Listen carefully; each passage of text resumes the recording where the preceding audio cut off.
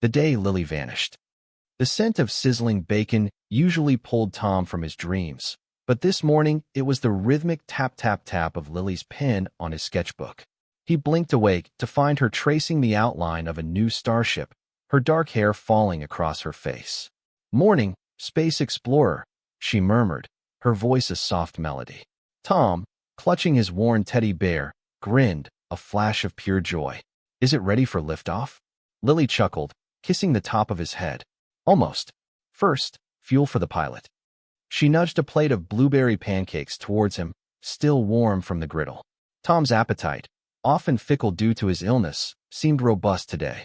He devoured the pancakes, his small hands still sketching furiously between bites. Lily watched him, a quiet sadness shadowing her eyes even as she smiled. She always held a part of herself back, a secret garden of worries she tended alone. "I have a big meeting today, sweet pea," she announced, her tone light but firm. "I'll be back before the moon says hello." Tom, mid-drawing a particularly aggressive alien, looked up. "Will you bring me a new color for the rocket?" he asked, holding up a stubby, worn crayon. "Of course, a shimmering silver," she promised, rising from the table. She knelt beside his chair, her hands cupping his face. Her touch was always gentle, a comfort Tom relied on more than he knew. "Be a good boy for Mrs. Gable, all right? And no more trying to teach the goldfish to fly." He giggled, nodding. "I won't." Lily pressed a lingering kiss to his forehead, then another to his temple. It was a longer goodbye than usual, a silent conversation passing between them. He felt the familiar warmth of her embrace, the faint scent of lavender and old paper that clung to her. "I love you, my little astronaut." "Love you too, Mama," he mumbled, already returning to his alien battle. The door clicked shut, and the apartment felt suddenly quieter. Tom spent the morning immersed in his fantastical worlds, Mrs. Gable's quiet presence a comforting hum in the background. As afternoon bled into evening, a cool, silvery light filled their living room. Tom, perched on the window seat, watched for the familiar gleam of Lily's old car. The streetlights flickered on, painting long shadows across the pavement. The aroma of Mrs. Gable's chicken noodle soup filled the air, a scent usually associated with comfort, now tinged with an unfamiliar anxiety. The moon rose, a pale disk in the velvet sky, but no headlights rounded the corner. No key turned in the lock. The silence stretched, becoming a vast, echoing space. Tom's heart, usually a strong, steady drum, began to flutter with a strange, cold fear. His mama always came home. Always. 7 years of waiting. The scent of simmering ginger and five-spice powder always reminded Tom of Sundays, and Sundays always reminded him of the faded photo album his grandmother kept under her bed. He was 10 now, his small hands no longer quite so clumsy as they turned the brittle pages. A familiar ache settled in his chest as he gazed at the woman in the glossy squares, his mother, Lily. Her smile was a bright, unbroken thing, captured forever in the amber tint of the photograph. He traced the outline of her face, his finger lingering on the curve of her lips. "She loved to dance, your mama," Grandma Chen murmured, her voice soft as the worn silk of her robe. She sat beside him on the sofa, a mending basket overflowing with colorful threads resting on her lap. Always twirling, even when there was no music. Tom looked up, a question in his wide, dark eyes. "Did she ever dance in space?" he asked a whisper. Grandma chuckled, a sound like dry leaves rustling. "Maybe in her dreams, little one. She dreamed big, your mom. Just like you." She reached over, her gnarled fingers gently brushing a stray lock of hair from Tom's forehead. He leaned into her touch, a comforting warmth against his cheek. His illness, a constant, insidious hum beneath his skin, often left him feeling fragile, but his imagination remained a vibrant, unyielding force. He spent hours hunched over his sketchbook, the pages filled with fantastical starships, sleek and powerful, soaring through nebulae of his own creation. But lately, the ships weren't just for adventure. They were vessels of longing. One drawing, tucked away at the back of his pad, depicted a lone spacecraft with a small, familiar figure peering from the cockpit window, his mother, her hand outstretched, reaching for something just beyond the frame. He often imagined her out there, somewhere among the stars, and the thought was both a comfort and a quiet torment. He missed her laugh, the way she'd hum while cooking, the reassuring weight of her hand in his. 7 years felt like a lifetime, an eternity stretched thin by unanswered questions. Grandma pointed to a picture of Lily holding a tiny, gurgling baby. "That's you, little sprout. She used to sing you lullabies about the moon and stars. Said you'd be a cosmic explorer, just like her." Tom smiled faintly, a bittersweet pull at the corners of his mouth. He was an explorer, he supposed, but his journey was inward, navigating the vast, empty spaces where his mother used to be. The spaceship drawings were more than just art. They were a silent plea, a beacon cast into the unknown, hoping to guide her home. Tom falls ill. The vibrant colors of Tom's latest crayon masterpiece blurred before his eyes. He'd been drawing a fantastical spaceship, complete with tiny alien pilots, but a sudden wave of dizziness made the paper ripple. He rubbed his temples, a strange lethargy seeping into his bones. His grandmother, May, noticed the unusual stillness first. Tom was rarely quiet, his imagination usually manifesting in a whirlwind of activity. She found him slumped on the sofa, his usually rosy cheeks alarmingly pale, his dark hair damp with a faint sheen of sweat. "Tom, my little astronaut, are you all right?" she asked, her voice laced with concern, a cool hand pressing against his forehead. His skin felt clammy, not feverish, but undeniably unwell. He simply nodded, too tired to speak, the spaceship falling from his limp fingers. May's worry escalated rapidly. By late afternoon, Tom was shivering despite the warm room, his breath shallow. Without a moment's hesitation, May bundled him into her worn sedan, the short drive to the hospital a blur of anxiety. Tom remained largely unresponsive, his eyes half closed, a faint whimper escaping his lips whenever the car jostled. Hours later, the sterile smell of the emergency room clung to May's clothes. A kind-faced doctor, Dr. Eris, finally approached her, his expression grim. "Mrs. Chun, Tom has a rare and aggressive form of aplastic anemia. His bone marrow isn't producing enough new blood cells." He paused, letting the weight of the words settle. "It's very serious. The most effective treatment involves a very specialized type of medicine, a specific blood product, that is incredibly difficult to source. We've already begun searching, but it's not readily available." May's world tilted. Aplastic anemia. Rare. Difficult to source. Each word was a hammer blow. She looked at her grandson through the glass partition, a small, fragile figure hooked up to an four-drip, his drawings of spaceships and aliens still clutched in his hand. His innocent hope, usually so visible in his bright eyes, was now shrouded by illness, his bravery a silent battle against an invisible enemy. The doctor continued, explaining the urgency, the dwindling options. May felt a cold dread settle in her stomach, a desperate yearning for a miracle. She thought of Tom's mother, of the years she had been gone, and a new, terrible question formed. Was there anyone else? Anyone who could help? Grandma's desperate search. The pawn shop air hung heavy with the scent of old metal and desperation. Grandma Chen clutched the velvet pouch, her knuckles white. Inside lay her jade bracelet, a wedding gift from her late husband, and a delicate silver locket containing a faded photograph of Tom's mother. "How much for these?" she asked, her voice a reedy whisper. The proprietor, a man with tired eyes and an even wearier smile, examined the pieces under a harsh fluorescent light.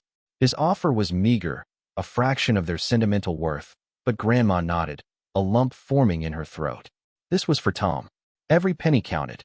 The small stack of bills felt painfully inadequate as she paid for Tom's next round of medication. She'd tried the local clinics, the charity hospitals, but the specialized treatment Tom needed was a different league, requiring resources she simply didn't possess. Back home, she picked up her worn rotary phone, its plastic warm beneath her fingers. Her sister, a kind woman in a distant city, listened sympathetically but could only offer prayers and a promise to ask around. Her cousin, a gruff but well-meaning man, suggested a fundraiser, but the timeline was too long, Tom's condition too urgent. Each call ended with a polite apology, a sigh, a dead end. The weight of their isolation pressed down on her. Tom sat at the small kitchen table, his usually lively eyes dull and shadowed. He was sketching, as always, a fantastical creature with feathered wings and eyes like polished emeralds. but his hand trembled, and the lines were hesitant, unlike his usual confident strokes. He coughed, a dry, rattling sound that seemed to tear at Grandma's heart. His skin, already pale, had an almost translucent quality now, and the blue veins beneath his temples were more prominent. He pushed his half-eaten bowl of rice porridge away, a faint tremor running through his small frame. "Grandma," he whispered, his voice barely audible, "I'm tired." The words were a physical blow. Grandma knelt beside him, brushing his wispy hair from his forehead. It felt unnaturally warm. A wave of profound hopelessness washed over her. She had exhausted every avenue, every favor, every material possession. Her brave, imaginative boy was fading before her eyes, and she was powerless to stop it. The world outside, with its bustling cities and endless possibilities, felt impossibly far away, indifferent to their quiet suffering. The billionaire's ringing phone. The city sprawled beneath Julian Sterling's penthouse office, a glittering tapestry of ambition and anonymity. He preferred the latter, a stark contrast to his public persona as a titan of industry. Tonight, the only sound was the hushed whir of his custom-built server racks and the faint scratch of his pen against a legal pad. A complex derivatives model, meticulously crafted, was nearing completion. His mind, a finely tuned machine, reveled in the intricate dance of numbers and probabilities. A soft chime, almost imperceptible over the hum of the servers, broke the quiet. It was his private line, a number known to only a handful of individuals, none of whom ever called unannounced. Julian paused, his brow furrowed. He rarely tolerated unscheduled interruptions, considering them a waste of his most precious commodity, time. He glanced at the caller ID, a flicker of surprise crossing his face. An unfamiliar number, yet it triggered a nascent memory, a forgotten echo. He pressed the speaker button, his voice crisp and devoid of warmth. "Sterling." A breathy pause, then a voice, hesitant and tinged with a weariness that seeped through the receiver, spoke. "Julian? It's Lily." The pen clattered from Julian's grasp, bouncing twice on the polished oak before rolling to a stop. Lily. The name was a ghost, a whisper from a life he'd long since meticulously sealed away. His posture, usually ramrod straight, softened almost imperceptibly. Confusion warred with a prickle of something akin to alarm. "Lily Chun?" he asked, the question laced with disbelief. 7 years. 7 years since her sudden, inexplicable disappearance. He'd assumed she'd vanished into the ether, another casualty of life's unpredictable currents. "Yes," she confirmed, her voice gaining a fragile strength. I know this is out of the blue. I wouldn't call unless it was absolutely critical." Julian leaned back in his leather chair, his gaze fixed on the panoramic view of the cityscape, now a blur. His initial shock was giving way to a more pragmatic assessment. Lily Chun, calling him after all this time. It could only mean one thing. Trouble. Lily was not one for casual pleasantries. Her quiet resolve had always been her defining characteristic, even in their brief, distant interactions. "What do you need, Lily?" he asked, his tone still guarded, but with an underlying current of unwilling curiosity. The silence that followed was thick with unspoken burdens. He could almost feel her hesitation, her struggle. Whatever it was significant. "It's Tom," she finally managed, the name a raw, exposed nerve. He's dying, Julian. And only your blood can save him." A mother's urgent plea. The opulent office, usually a sanctuary of controlled power, now crackled with an unfamiliar tension. Lily stood before Mr. Sterling's polished mahogany desk, her hands clasped tightly, the tremor barely perceptible. "Mr. Sterling," she began, her voice a low, urgent whisper that cut through the silence. "I wouldn't be here if it wasn't critical. My son, Tom, he's gravely ill." Julian Sterling, who had been studying her with an unervingly detached gaze, finally leaned forward, a flicker of something unreadable in his eyes. "I'm sorry to hear that, Miss Chun, but I fail to see how this concerns me." His tone was clipped, betraying no emotion. Lily took a deep breath, steeling herself. "Tom has a rare blood disorder. A very rare one. The doctors have exhausted every option. There's only one possibility left." She paused, searching his face for any hint of recognition. "His blood type is incredibly unique. A specific, complex antigen profile that only one person in the world could possibly share. His father. Mr. Sterling's composure cracked, a frown deepening on his brow. His father? He repeated, confusion warring with a flicker of something akin to alarm. Miss Chun, I assure you, you have the wrong man. I don't have any children. A quiet sadness settled over Lily's features. You do. You have a son, Mr. Sterling. Tom is yours. The words hung in the air, heavy and undeniable. Julian recoiled, pushing back from his desk, as if struck. That's impossible. Utterly impossible. His voice was sharper now, laced with a burgeoning anger. Do you remember? Lily pressed, her gaze unwavering. A summer 7 years ago? The art exhibition opening at the old gallery district? The one where a young intern spilled champagne all over your bespoke suit. A fleeting image flashed across Julian's mind. A vibrant, ambitious woman with eyes that held both challenge and vulnerability. He'd been captivated, drawn to her spirit in a way he hadn't experienced before or since.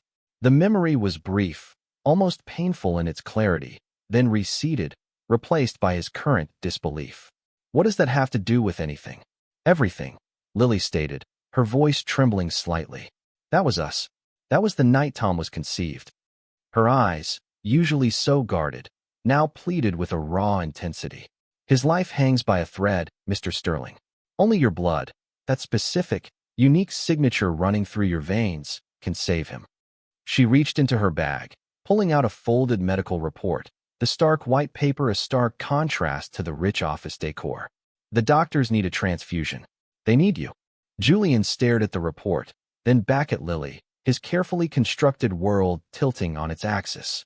The air in the room grew thick, charged with the weight of a past he'd long buried and a present he couldn't comprehend. His fear of needles, a secret weakness, was a distant throb compared to the earthquake that had just struck his life. The billionaire's choice.